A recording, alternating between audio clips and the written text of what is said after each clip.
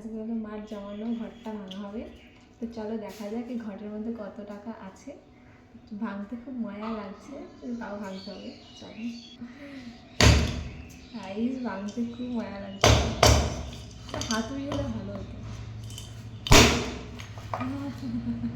Zoom করে দেখো ভাই, আমি বেশি নেই, তাও ভালোই আছে।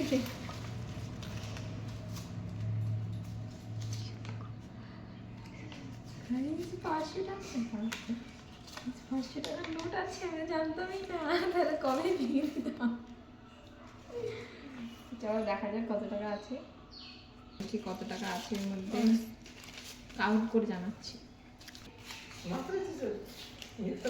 না না, থুয়েছি আমি। চোর নাকি? কি ভাবে আমাকে গাইস, চোর?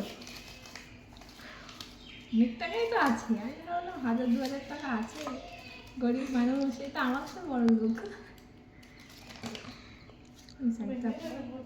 গাইস এখানে 3320 টাকা আছে।